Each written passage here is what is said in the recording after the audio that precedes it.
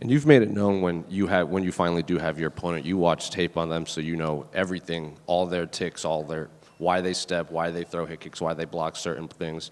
When you break down Stipe, a guy many people consider the greatest, it's usually between him, Kane, and DC as the most skilled heavyweights. Do you see him as the most skilled heavyweight the UFC has ever seen, and possibly the most skilled opponent you faced in the UFC? I think actually Daniel Cormier is probably the most skilled. You know, his Olympic level wrestling, his dirty boxing, his boxing. But Stipe's beat Daniel Cormier. Stipe, he deserves to be here, man. He can wrestle. He always comes lean and in shape. He has great cardio, and he has that right hand. You know, whether it's the straight right, the overhand right, or the right uppercut, that's his real weapon. That's his ticket. We're very aware of that, and we're very prepared for that. Bon appetit, Stipe. It's been a little while since we've seen you here, you know, on a fight week and everything like that. I know that maybe during your heyday, you weren't exactly a big fan of these questions coming at you thick and fast, but having been away for a while, do you feel any more open to it? They still suck. I'm joking. No, I mean, listen, I understand it's part of the game, and people want to understand, you know, hear you and see what you're doing. And, you know, it does suck because it's repetitive, because you know, it is what it is. I mean, you guys want to get your story, and I get that. But it's gotten better over the years. I accepted it. I understand it. Was this your return to the cage, John Jones or bust, or were you always planning on coming back here and not having your last fight be in the Apex? No, I definitely wasn't going to come back. Of course, I wanted John Jones more than anything. But if it wasn't going to happen, it wasn't going to happen. But luckily, everything worked out the way it did. And just last one for me. I remember when you were prepared to fight Gustafsson the first time, all the questions were about Glover because he had just kind of been on the rise. And then you fought Glover, and all the questions were about Daniel Cormier. Everyone was like, what are you going to do after Glover? Now everyone's talking about another guy not named Stipe. So I guess why do you think that narrative has always followed your career? It's like fans and media never focus on the fight you have. It's always on the one they want to see next.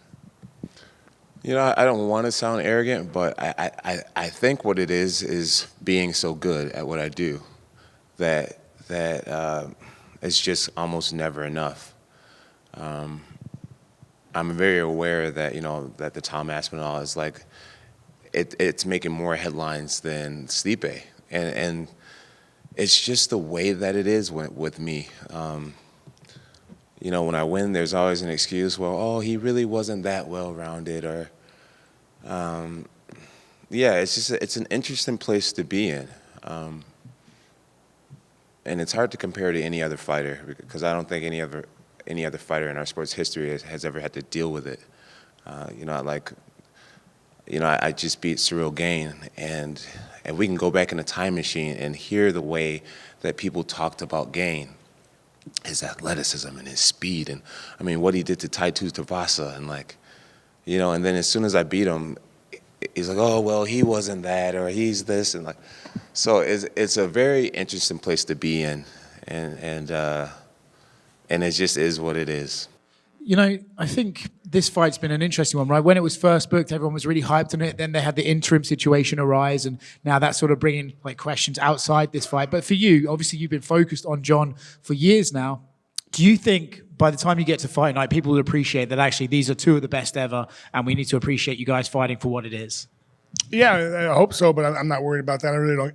That's one thing I've learned in this career. Like, I stopped caring what other people think. You know, you have your opinion. I'm not going to change it. I really don't care. What do we think of John Jones? Obviously the best ever, you know, had amazing light heavyweight career. He started coming up to heavyweight, beat Cyril. When people look at him, they think of his range, they think of his size. Obviously at heavyweight, that might not be as big a factor. Do you look at that as something you can negate because you're a bigger man or as big as he is? Yeah, that definitely plays into the fight. You know, definitely a different ball game when it comes to heavyweight. You got bigger guys hit harder. A lot of things are different. I think, you know, we'll see. You know, I mean, I have some things up my sleeve too, just like he does. John, with that narrative, you've obviously been having a little bit of fun with it in the lead up to this fight. You're saying quack, quack on Twitter, addressing the duck things. What are those fans getting wrong? Why are you not ducking Tom Aspinall? What are they reading wrong about this situation? Okay, so I feel like narratives have been created that just truly aren't there. You can't duck a man that you were never scheduled to fight. It's like saying you got turned down by a girl who you never even hit on. You know what I'm saying? It's like me and Dana and Hunter have never sat down and talked about Tom Aspinall. He's never been on my radar. Never. I mean, just a moment ago, it was him and Sergey that was fighting. And Sergey could be in this position right now, and I would still be in the same place of I've beat people my whole career, and once I beat them, like the show just goes on. Like the French fans were just all over my case, and I just beat their guy, and I find myself constantly in the same position of, oh wow, he just beat another guy. Like what's next? You know what I mean? Like when I beat Glover Teixeira, he was on a 20-fight winning streak. And you beat Glover, and then everything just moves on. So for me personally now, it's just like I get that Tom is an exciting fighter. I get that finally, after 16 years, we found somebody who's 7 years younger than me and 30 pounds bigger than me. Like we finally found someone who may give me a great challenge. And everyone wants to see it so bad. But for me, it's like, what is it? What's in it for me? He changes nothing if I beat him. Beating Tom is just like beating Cyril Gane. Has a whole country behind him. He's hot right now. What happens to me after I beat him? Nothing changes for me. So I'm not ducking Tom Aspinall. If I failed to fight Stipe, I would be ducking Stipe because we contractually have been signed up to fight over a year ago. This is Stipe's position. The Tom narrative came out of nowhere. He won a belt, and now suddenly I'm ducking him. I've never had negotiations to even fight him, if this makes sense. So the fans are just ignoring it. They're ignoring all logic, and they just have finally found someone that they think can compete with me, and everyone wants to see it now. He was a little upset at you for calling him a bitch. Keep talking about that. But he was literally telling everyone he's going to beat my ass. I remember was positive. Did he not say that before that? So, I mean, sorry. Well, did talk shit about me, but it's okay. All right, whatever. I don't think. And then also he brought up your sparring partner choices. Sort of. Oh, I pay him? That was bullshit because they're my teammates, and they're like, well, we're not getting paid? So apparently I'm hiring people too, so whatever. Do you think maybe he's just saying this to sort of build this fight up and build himself into needing like a bit of spite between you two to give himself more of an edge in the fight? Maybe not. I mean, I'm not, I don't know what he's thinking, but yeah, that some of the stuff was just, I'm like, okay, I literally had no idea until someone told me. So it's funny. It's just comical. It's actually very funny. Stipe, just next to him over here. You said that you learned not to really care about what other people say, and was there a point or a moment that did kind of click? And did you used to care like more than you kind of let on what everyone was saying about you or your opponents or anything? Yeah, in the beginning of my career, I was a little sensitive about it, like, because you don't know me, I don't know you, but why you're saying shit like that to me? Like, I would get terrible DMs and stuff. I'm like, what's wrong with you? Like you don't know me, but then I really just stopped caring because I realized like they don't know me, I don't know them. Like, like they're just pissed off about something and just trying to take it out of me, and I could care less, honestly. It's the best thing I ever did in my life. Has that kind of calmed down, like kind of all the hate and the vitriol coming your way, like since? No, I mean you get hate all the time. I mean you get DMs all the time. Like, you suck, you're a piece of shit. Like, hope you die, whatever. It is what it is. I guess the clarifying question then is, if Dana and Hunter do come to you after this fight, the figures make sense to you, would you then be open to fighting Tom Aspinall, or are you categorically thinking, he does nothing for me, I will not fight that guy? He does nothing for me. He does nothing for me. If you're a person that wants to see me really challenged, then I get it, right? Like I said, 7 years younger, like 35 pounds bigger than me, right? I get it. It's like, wow, this John's so good. We finally found someone way younger and way bigger than him. Let's see how he does it. I get that narrative. But for me, if you were my manager, if you were on my team, why not fight against Pereira, a guy who's the same age as you, and we walk around the same exact size? Right now, I had to eat a big breakfast because I'm getting underneath 235. Pereira walks around at like 240, and he has magnificent accolades. Business-wise, it makes more sense. I'm going to call him this, fight the nobody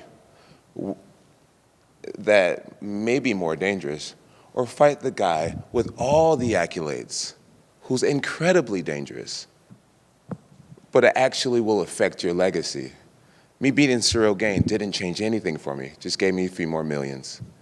And it would be the same for Tom Aspinall, where when you look back and it's like, John just beat Alex Pereira, it's bigger. It's just much bigger. And anybody who can't understand that logic simply doesn't want to.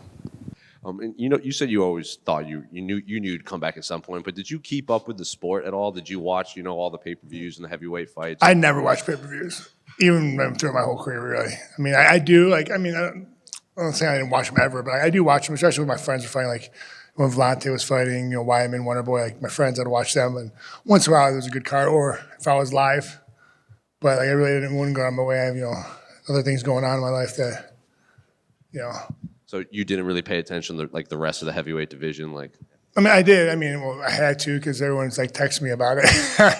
But when you see stuff on Instagram and and then social media, but I wasn't like I had to watch the fight or anything like that. I just whatever. I have other things. I want to go to bed. I'm tired.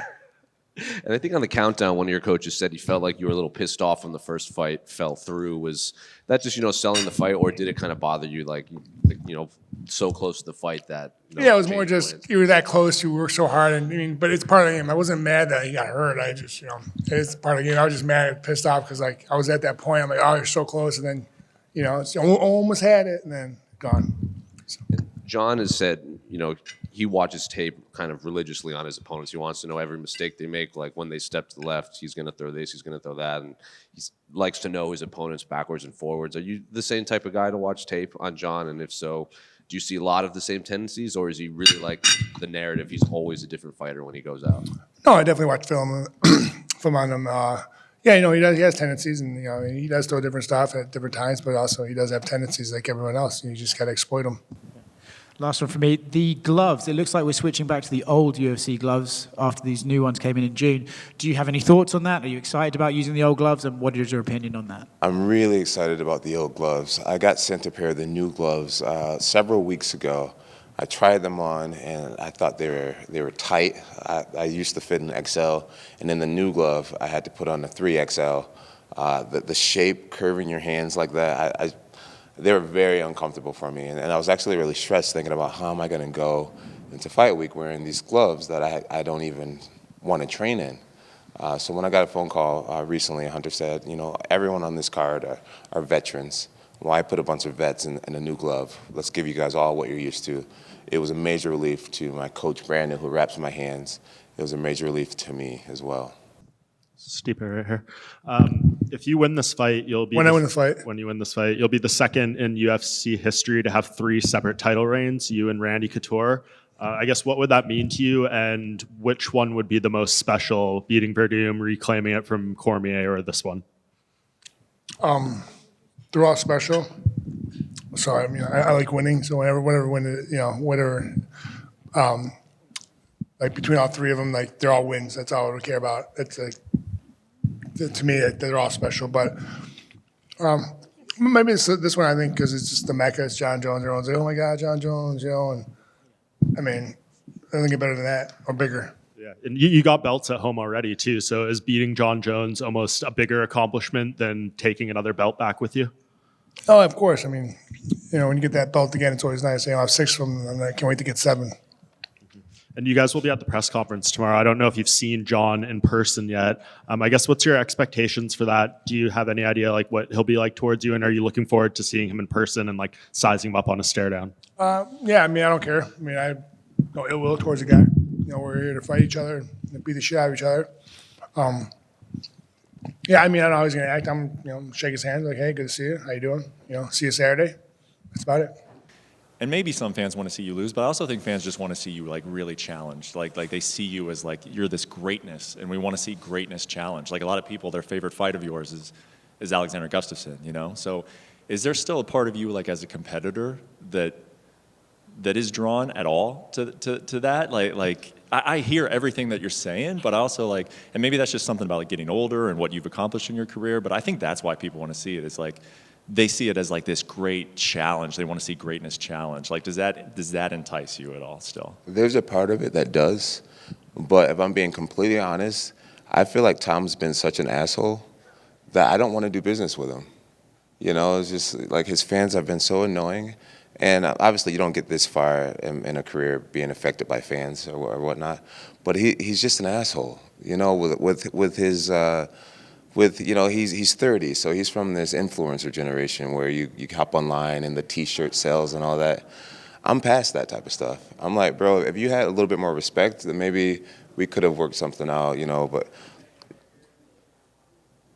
I just don't even want to do business with him. Stipe, to your right. To your right. The build up to this fight, John keeps talking about, you know, being a legend and his legacy. You're also a legend. When you decide to hang him up, how do you want to be remembered?